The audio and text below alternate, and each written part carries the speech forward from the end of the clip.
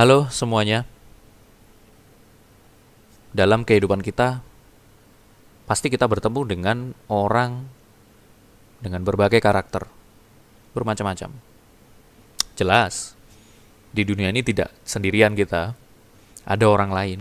Di keluarga saja tidak hanya kita sendirian, ada ayah, ada ibu, ada kakak adik kita, ada sepupu, kakek nenek, dan lain-lain. Di luar keluarga kita bertemu dengan teman-teman, ada sahabat dekat, ada teman-teman di sekolah, teman-teman di tempat kerja, di komunitas, dan lain-lain. Kita bertemu dengan orang banyak. Berbagai karakter kita dapatkan, kita pelajari juga. Ada orang yang biasa, ada orang yang sensitif, ada juga orang yang pemarah, ada juga orang yang sangat ramah, ada juga yang datar-datar saja, bermacam-macam. Nah, pembahasan kali ini tuh tentang kemungkinan kita berkonflik ketika kita berinteraksi dengan orang lain. Berkonflik itu sudah pasti, pasti itu konsekuensi sudah. Kalau kita ketemu sama orang lain, pasti suatu saat pasti akan ada saat dimana kita berkonflik dengan dia. Tidak lempeng saja gitu, tidak. Karena pasti akan ada perbedaan pendapat, ada hal yang mungkin tidak mengenakkan, pasti terjadi. Saya pribadi sering mengalami itu, berkonflik sering, sangat sering sekali dengan keluarga, apalagi adik-adik saya dulu waktu kecil itu sering banget pukul-pukulan, ejek-ejekan. Mungkin saya juga kurang, saya adalah kakak yang kurang baik lah untuk adik-adik saya. Kalau diinget-inget itu rasanya sedih. Tapi makin kesini saya makin belajar untuk menjadi kakak itu harus gimana sih gitu loh. Itu makin belajar gitu, makin evaluasi. Ya wajar lah. Di keluarga seperti itu. Ketemu adik-adik saya eh, bisa jadi tidak satu jalan gitu, berbeda pendapat. Ketemu teman-teman juga seperti itu, tidak satu jalan, pasti berkonflik suatu ketika gitu, pasti berbeda pendapat gitu loh. Ya sering lah mengalami itu. Tapi saya sendiri ini adalah orang yang menghindari konflik. Apalagi bertemu dengan orang yang baru banget. Waduh, menghindari konflik. Ya sebenarnya ketika dengan teman-teman juga saya menghindari konflik. Makin kesini juga saya tuh lebih cinta kedamaian. Maksudnya ya sebenarnya waktu sekolah dasar dulu saya juga seperti itu. Dari kecil juga seperti itu. Maksudnya nggak yang memulai pertengkaran. Kalau misalkan ada terjadi ketidakadilan pada diri saya biarkan demi kemaslahatan orang yang membuli saya gitu misalkan. Ada orang yang tiba-tiba mukul kepala saya gitu, yang bisa saya lakukan hanya nangis aja. Yang lainnya sibuk dengan aktivitas masing-masing, saya ya udah nangis nangis aja, ya sudah gitu loh. Nggak yang saya laporkan ke guru gitu, nggak yang saya tarik kerah bajunya habis itu saya ajak bertengkar gitu, tidak. Sekolah menengah pun juga seperti itu, benar-benar menghindari konflik saya itu. Ketika perkuliahan pun juga seperti itu, padahal makin bertambah umur, makin aktif di mana-mana, makin banyak ketemu orang, apalagi di perkuliahan, konfliknya makin gede, apalagi waktu itu sempat antar organisasi ya, wah bener-bener tidak disangka. Jadi kejadian waktu itu buat saya yang orang yang benar-benar menghindari konflik, itu adalah kejadian yang membuat saya campur aduk, bingung, takut,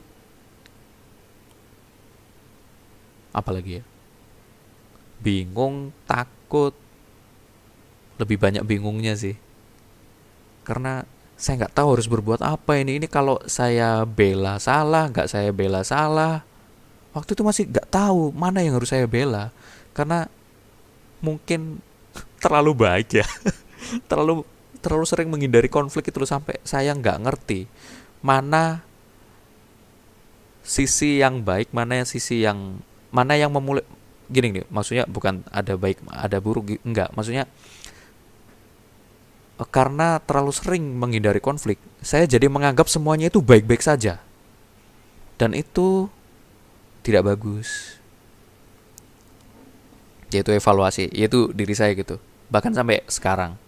Jadi kalau ada apa-apa, orang-orang di sekitar saya itu berbuat berlebihan ke saya gitu misalkan, saya biarin aja. Mau bilang juga khawatir membuat sakit hati. Ketika sudah membuat sakit hati itu nantinya akan merusak pertemanan, dan saya tidak mau itu terjadi. Saya tidak mau memutus silaturahim antara saya dengan orang lain. Nah, begitulah.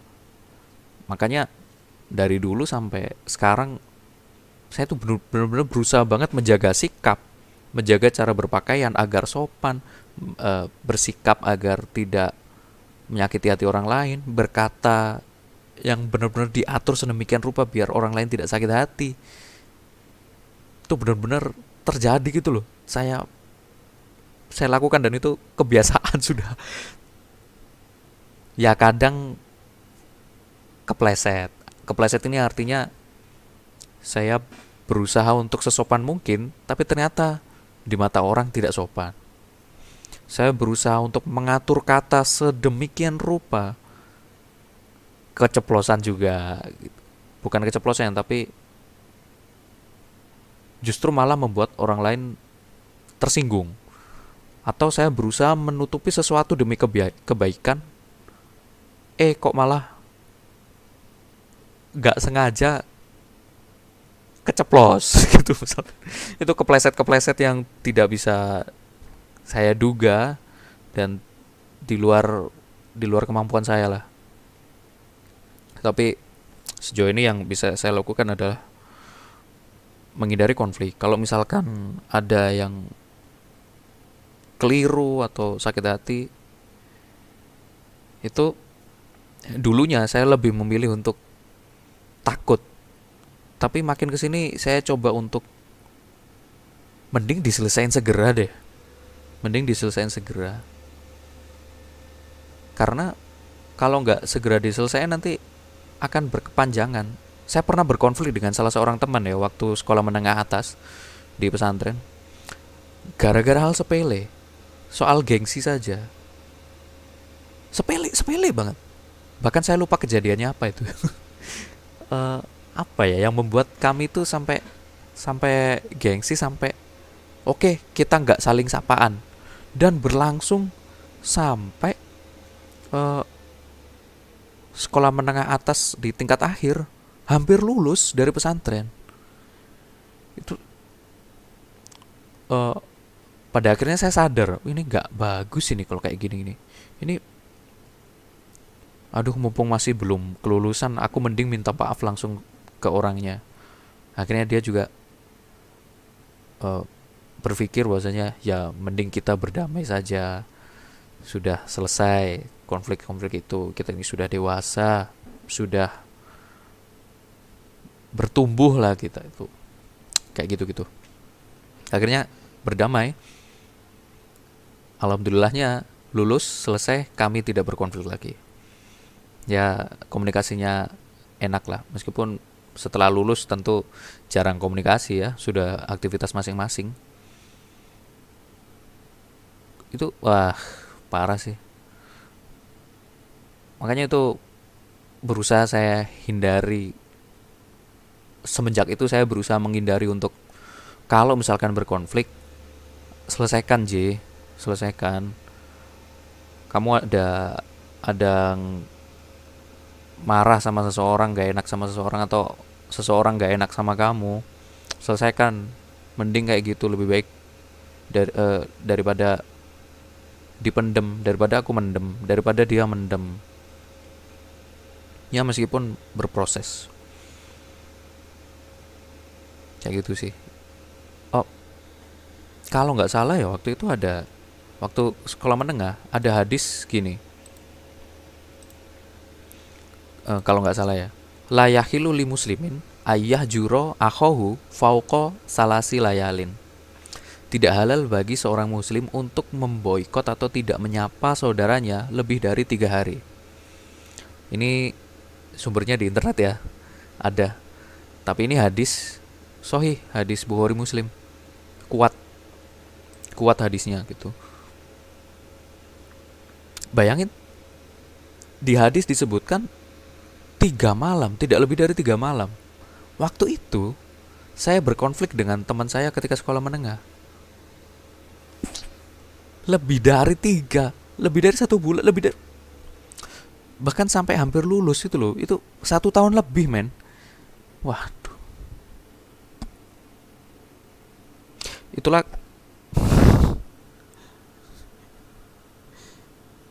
itulah kenapa akhirnya saya berpikir kalau misalkan kamu berseteru, selesaikan je. Sok menengah ya gitu. Selesaikan. Waduh.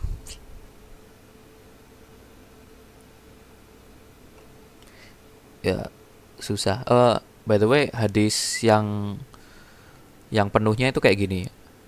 Ini dapat sumbernya dari internet, bisa ditemukan di internet. Wa an Anasin radhiyallahu anhu qala Rasulullah sallallahu alaihi wasallam la taqatu wa la tadabaru wa la tabagudu wa la tahasadu wa kunu ibadallahi ikhwanan wa la yakhilu li muslimin ayah juro akhahu fauqa salasi layalin, muttafaqun alaih. Ini tuh kalau seingat saya ini tuh hadis ketika masih kelas 1 kalau nggak kelas 2 di pesantren dulu.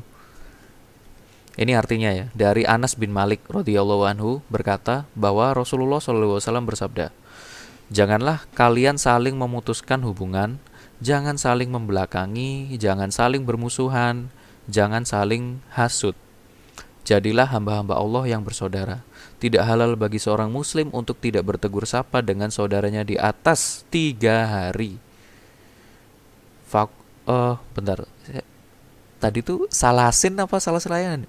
Pokoknya kayaknya salasin deh. Sorry, salah baca. Foko salasin. Foko salasin ya. Jadi di atas 3 hari. Waduh. Hadis riwayat muttafaqun alaih. Muttafaqun alaih ini kalau nggak salah ya, ini adalah hadis yang diriwayatkan oleh Bukhari dan Muslim, dan kalau sudah diriwayatkan hadis riwayat muttafaqun alaih itu hadis yang kuat. Hadis yang bukan hadis bohongan, dibikin-bikin gitu. Memang kuat gitu kan. Hadis ada yang kuat, ada yang lemah. Hadis yang kuat, hadis itu kan perkataan Rasulullah gitu loh. Nah, dia itu kuat kalau memang perkataannya itu benar-benar dari orang yang terdekat dengan Rasulullah dan balik ke Rasulullah itu sendiri, Nabi Muhammad. Misalkan nih, saya dapat perkataan dari Budi misalkan. Budi ini ngomong,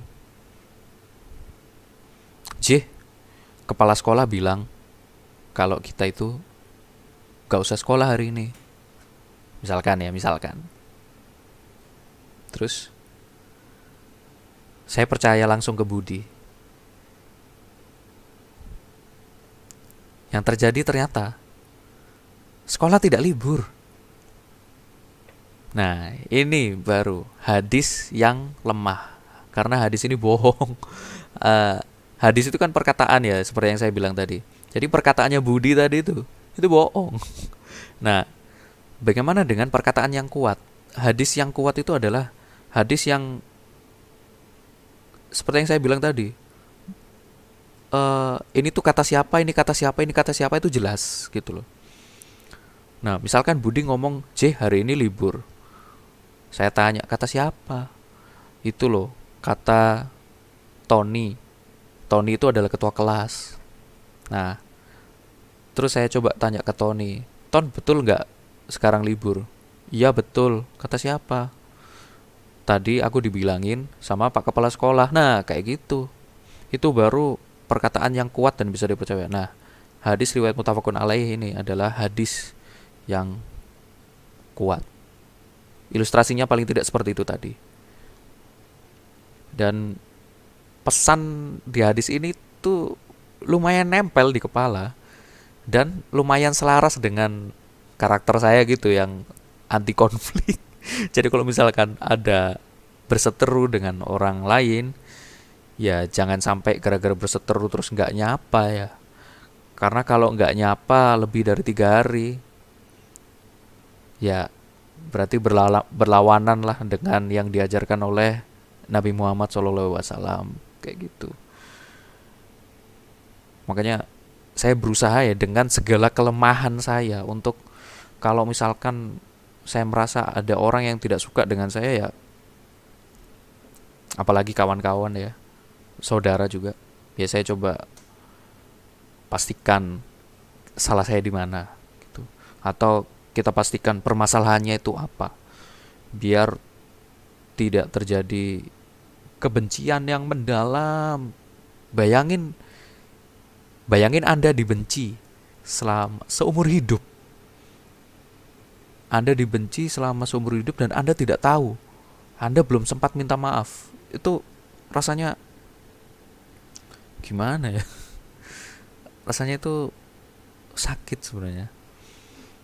Saya pun juga seperti itu. Saya sebenarnya tidak ingin membenci orang dan bahkan membenci sampai seumur hidup. Gak mau, gak mau banget, gak mau banget. Karena ini tadi, gak gak gak sesuai dengan ajaran Rasulullah. Kalau nggak salah ada hadis juga soal tidak diterimanya amalan kalau kita tidak eh, apa ya, kalau kita masih berseteru. Ini hadisnya.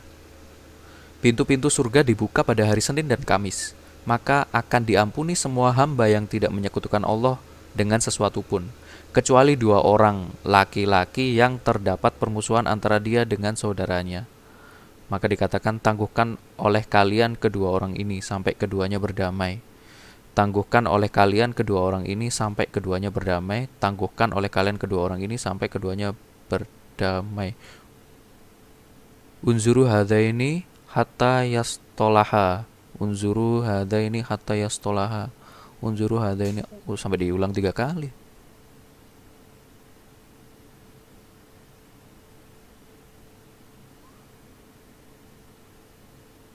Pengampunan itu depending ya. Saya nggak ngerti. Manusia biasa. eh, Ranah yang seperti ini saya nggak ngerti. Ini ranahnya yang maha kuasa ya Allah. Allah Subhanahu Wa Taala. Nabi pun juga seperti itu. Karena Nabi juga manusia, tapi karena Nabi dan Rasulullah punya koneksi tersendiri dengan Allah Subhanahu Wa Taala, mungkin eh, bisa lebih, derajatnya itu lebih dari kita yang manusia biasa, yang tiap hari banyak dosa.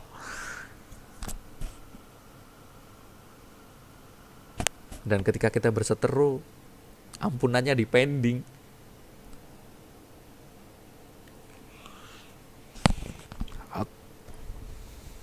Oke,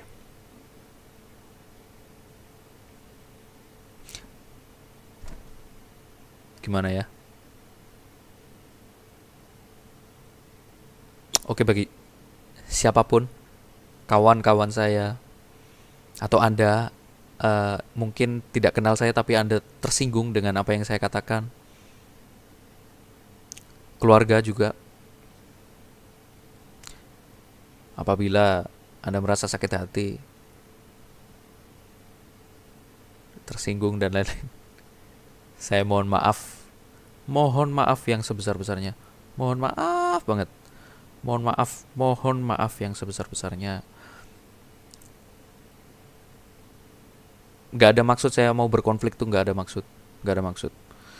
Kalau misalkan ada dari diri saya yang salah, boleh dikomunikasikan biar segera selesai permasalahannya, karena kalau tidak segera diselesaikan tidak bagus. Apalagi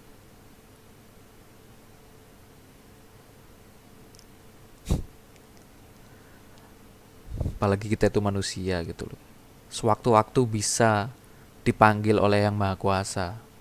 Ketika belum sempat meminta maaf itu rasanya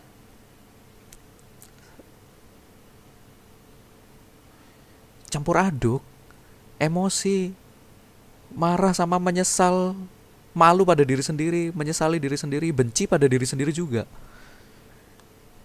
Tahun 2013 ketika ibu saya wafat, dapat kabar beliau wafat, itu saya langsung teriak-teriak karena satu hal, saya belum sempat minta maaf sama beliau.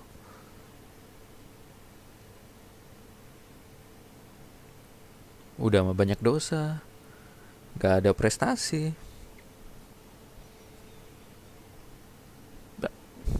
Ya gitulah. Pokoknya intinya saya mohon maaf yang sebesar-besarnya kalau misalkan saya pribadi berbuat kesalahan dan menyinggung perasaan. Tidak sampai di situ, tidak sampai di situ. Apabila ada permasalahan yang memang masih belum selesai, lebih baik kita perbincangkan. Eh, kita perbincangkan, silakan diperbincangkan. Eh, saya tidak yang eh, menjadi orang yang seperti paling dihormati gitu. So jika Anda, mungkin saya tidak sadar kemudian Anda merasa tersakiti, tidak apa-apa, mulai mulai tegur saya nggak apa-apa. Bukan berarti saya tuh orang sombong, tidak, nggak. Bisa jadi saya tidak tahu gitu. Dan ketika Anda menegur saya duluan, itu bukan berarti derajat Anda jatuh gitu, tidak. Tidak. Saya tetap respect kepada Anda, siapapun. Dan itu akan lebih baik lagi gitu. Karena kita sama-sama mengklirkan suatu hal yang mengganjal dan tidak baik kalau diteruskan gitu. Berkonflik terus-terusan itu kan tidak bagus. Apalagi sewaktu-waktu kita bisa dipanggil gitu loh. Jadi kalau masih ada kesempatan untuk minta maaf dan menyelesaikan permasalahan yang ada, kenapa tidak gitu. Terima kasih sudah menonton dari awal sampai akhir. Semoga kita bisa memperbaiki kesalahan-kesalahan kita dengan orang-orang di sekitar kita yang mungkin, ya mungkin tersinggung, mungkin sakit hati. Pokoknya harapannya semoga kita semua bisa berdamai dan bermaaf-maafan. Terima kasih. Sampai jumpa.